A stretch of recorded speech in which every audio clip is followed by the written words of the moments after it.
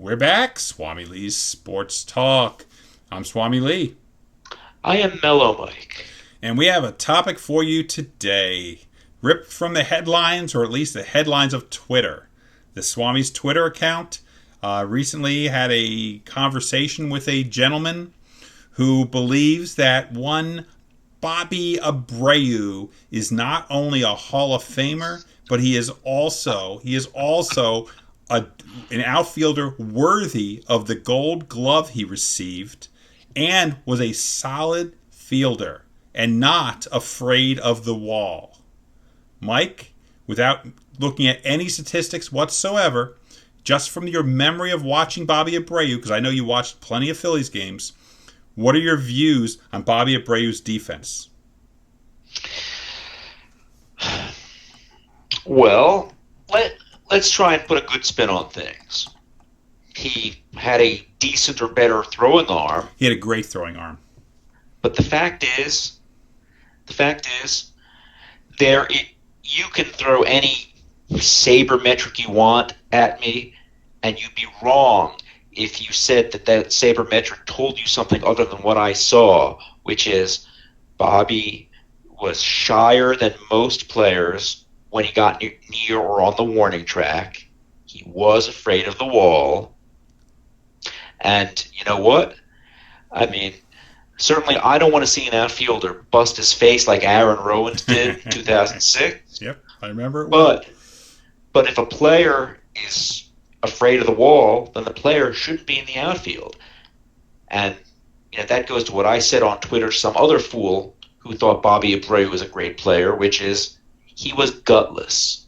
And anyone who says, "Oh, you don't understand the game if you say he's gutless," well, people who think that are stupid. Well, let's talk about his Gold Glove season. Now, I don't know about you, but I remember when Rafael Palmeiro won a Gold Glove playing 25 games at first base. So I say, and most people say, that Gold Glove means nothing. It's more based on your offense and your reputation than your actual play in the field. Do you agree or disagree with that? Yes, in a lot of cases, it is based on reputation. Okay, now, neither you nor I are major sabermetric people. Okay, I know that for a fact. But let's just play with a couple numbers real quick. Let's talk about the 2005 Gold Glove winning Bobby Abreu season. And once again, I know that neither one of us is big into the wins against replacement. I couldn't explain it to you if my life depended on it. That's why I don't like it. But let's discuss his D WAR, his defensive WAR. Mike, just Sure. take a guess. Just take a guess. What do you think his D WAR was the year he won the Gold Glove? 1.7. It was negative 1.5. It was the worst WAR in his Phillies career, which, by the way, there was a lot of negatives in. And only one time was it ever worse. Oh, I'm sorry, I apologize. It was twice it was worse, but that was towards the tail end of his career. After he left here. Correct. So he wins a Gold Glove with the worst WAR of his career. Now, again, as a Philly, am I going to sit here and tell you that WAR is the be-all, end-all? I am not. So let me give you a couple more stats about his Gold Glove. Now, Before you do that, I have a question. yes, That season, there were 30 total major league teams, weren't there? that would be correct. Do you happen to know how many other regular right fielders had WARs of -5 or worse? 1.5, you mean? Negative 1.5, yes. I do not have that information, but let me tell you what I do have. Okay. Please. The league average right fielder had a .984 fielding percentage. Okay. Bobby Abreu had a .986 fielding percentage. So he did have better than league average. But Mike, is .2 enough to make you say, wow, that fielding percentage makes him a Gold Glove winner? Well, we're talking .002. Well, .2. And the fact is, yeah, .0.02, not fact is, 002. 02. even fielding percentage can be an overrated stat. I mean, one of your favorite players of all time, Derek Jeter, had a pretty good fielding percentage, but that really didn't matter because he didn't have much range. Well, his range factor was awful because Jeter was a statue. And that's just a fact of life. And if he wasn't Jeter, and if he wasn't the captain, and he played for the Astros, who would he be, Mike, if he played for the Astros? Who would he be? Come on. You know who it is. Come on. Say it. Or as Sam Kinison would say it! He would be Craig Biggio. It's as simple as that. So, but we're not here to talk about Jeters. Let's go back to Abreu. We're here to talk about the great compiler. Well, that's Bobby Abreu. That's Craig Biggio. And Bobby Abreu plays that game also. So, we're looking at right fielder, his range factor. And again, don't ask me to explain the range factor. I can't tell you how he gets it. I can just tell you what it is. His range factor per game was 1.73. Now, to be clear, Ozzie Smith, a shortstop, mind you, okay, but you know his range could have been the best in baseball history, was over 5. So seeing 1.73, I'm not overly impressed. But I don't know much about it. So what I did was, what is the range factor of the league? 2.16. So you mean in 2005? 2005. So the Gold was that Glove all players or just outfield? Right fielders only. Okay. Right field. In other words, this didn't count Abreu playing any other position and didn't count any other players playing any other position. It was simply right fielders. So the winner of the Gold Glove had just over the league average in fielding percentage. He had a negative D WAR of 1.5. Okay? And his range factor was almost a half a point below the league average. And he won the Gold Glove. So, what's up with Bobby Abreu's defense? Why in a million years would he have gotten the Gold Glove is the first question.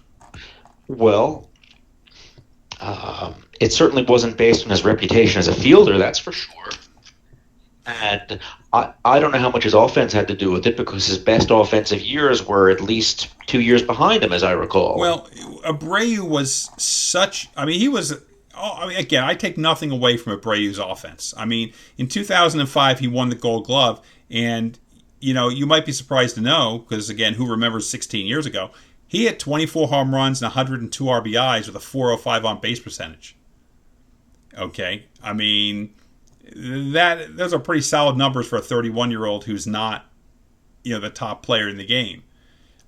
He went downhill after that season, including his Phillies performance, but he's still. I bet you didn't know this, and honestly, I didn't either. He had, after he left the Phillies, believe it or not, you're not going to believe this, 3 consecutive years with 100 RBIs or more after leaving the Phillies. I actually did know that. Actually, 4 if you include the year he split between the Phillies and the Yankees. So let's not take away from his offense. Let's just focus on his defense. Let's focus on his... Do you know what his career WAR is in defense? I would guess it is... And again, I last looked at his stats about a month ago, and I don't remember his D WAR. This is really just a guess. Okay. But if it was negative 1.5 in 2005, okay, then I would guess that it was probably about negative 9.8. Very close. For his career. It was negative 10.9. But I'm gonna cut him a break, as the expression goes. Okay, I'm gonna say he was a 30-something-year-old outfielder when he had a negative 3.5 WAR for the Yankees, D WAR. And he was an older outfielder when he had a negative 4.1 WAR for the Angels. So I'm only going to focus on his WAR in Philly. Okay. Negative 1.5 was his career WAR with the Phillies, which was, of course, the same WAR as his Gold Glove season. So, again, almost think of him when you have a 0 WAR, you're a replacement level player. So he was a replacement level fielder on a good day as a Philly. So how can people sit here and think this guy was anything but what he was, which was, the Derek Jeter of right fielders? I have no idea, other than the fact that a lot of people don't understand baseball nearly as well as they think they do, or B, nearly as well as we do. Well, Mike, as we're running out of time, let's talk a more general question. Is Bobby Abreu a Hall of Famer? Period. The He end. is not. Okay, now hang on. I was going to give you some numbers before you said that, even though I hear you. He had almost 2,500 hits. He had almost 300 home runs. He had a quite respectable 1,363 RBIs. He stole 400 bases. And he had an on-base percentage of almost 400. 395 was his lifetime on-base percentage. And 291 was his batting average. Do those numbers, and his OPS, and again, please don't ask me to go into OPS plus, but just I know that plus 128 is a pretty good number, even though I don't know much about it. So, did any of those numbers sway you in any way, shape, or form? No, and I'll tell you why. For one, you touched on it yourself. An OPS plus that's pretty good wouldn't do anything for me, even if I knew what OPS plus was. Well, We're not talking about the Hall of pretty good. Well, 100 would be the average player. So he's 28. I think that's 28% better. I think it is than the average player is what I think that is. Now to be for kicks, and not that it matters, but do you know what Harold Baines' OPS plus was? No, but I didn't know that you were going to go to Harold Baines. Because I guess it goes back to, if Harold Baines is in the Hall of Fame, shouldn't everybody? And just like if Phil Rizzuto is in the Hall of Fame, shouldn't everybody? But his just so you know, his OPS plus was 121.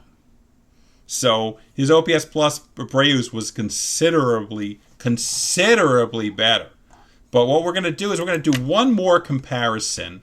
Just one more comparison, because there's one player that is a Hall of Famer, and I'm not arguing that, but at the same time, I have my questions, okay? And he happens to have an OPS plus of 128. He also has 2,400 plus hits. He's 18 hits short of Abreu.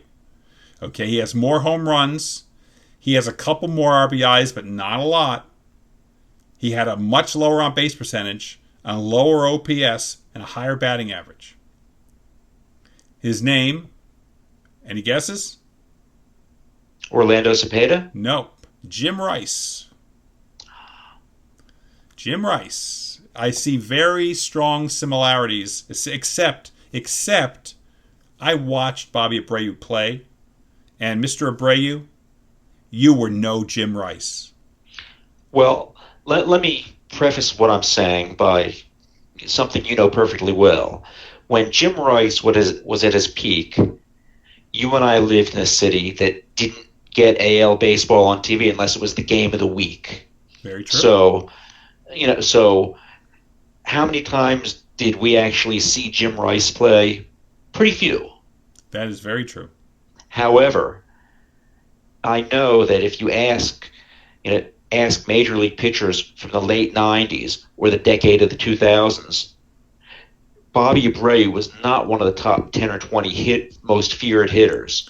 But when you ask great pitchers from the late 70s and early 80s about hitters they didn't want to face, Jim Rice was pretty high on that list. I'm with you 100%. And I guess the biggest and best thought that I can come up with in this situation is I don't think any pitcher feared Bobby Abreu, because you don't fear a batter looking for a walk. Unless it's Ricky Henderson. Well, he did steal 400 bases, Bobby Abreu, so let's not take that away from him. But yes, point is taken. You don't want Ricky Henderson on base at all. Mike, we're running out of time. Do you have any last thoughts on Mr. Abreu? My recollection is that Bobby is a first-time member of the Hall of Fame ballot this year, or was. Is that recollection incorrect? Honestly, I truly do not remember. Well, whenever his first year of eligibility was, if he got any votes at all, well, I shouldn't be shocked by that, but I saw most of Bobby Abreu's career, including, most importantly, his best years.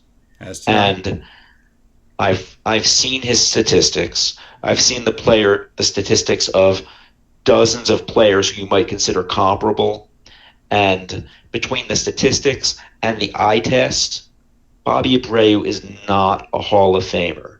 And the fact that players like Harold Baines or Phil Rizzuto are in the Hall of Fame doesn't mean that we should compound the problem by then adding another subpar player like Bobby Abreu. Well, yeah, I'm with you. And the fact that Jim Rice's D-WAR is lower, is better than Bobby Abreu's, really tells me something. Well, folks, thank you so much for tuning in. It's time for us to call it a night. I'm SwamiLee. I am a little bit less mellow, Mike, having to have heard all about Bobby Abreu. And we'll see you next time. Thanks for tuning in. Bye-bye.